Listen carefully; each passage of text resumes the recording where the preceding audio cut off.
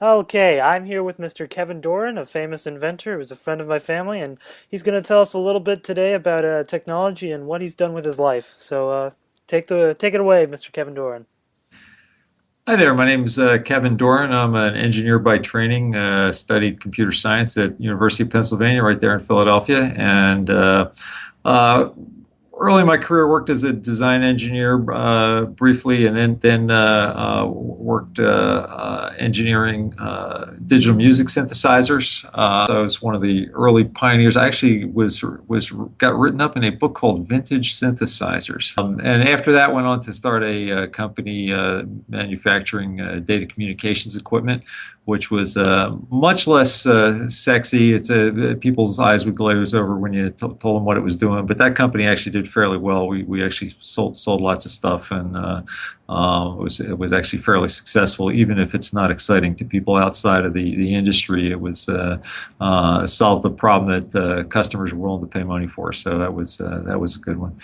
And then went on. I had some partners in California. We started a company called Go Corporation, and we were pioneers in the early days of tablet computing. We did the first tablet computer that you could write on with a pen that didn't like have a wire attached to it or anything like that. We were trying to do something that was very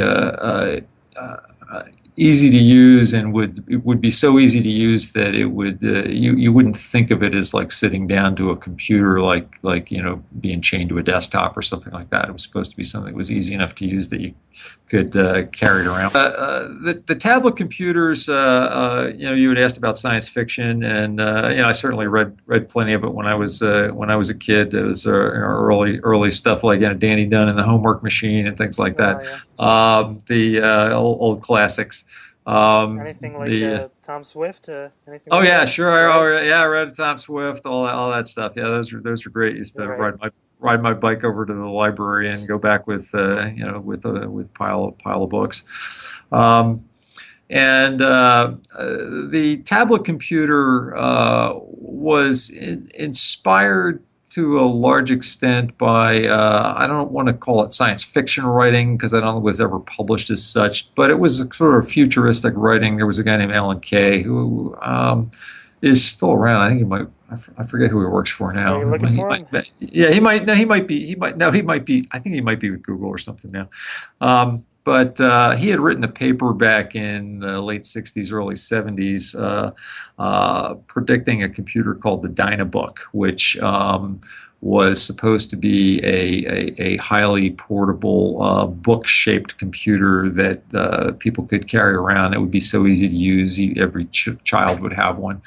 And That's a pretty compelling vision, particularly when you consider that back when we started Go, which was 1987, computers were still pretty big and clunky. I mean, a really lightweight laptop. I think the 4 pound ones might have come later. I think a lightweight laptop was probably 6 pounds or something at the Oh wow. time.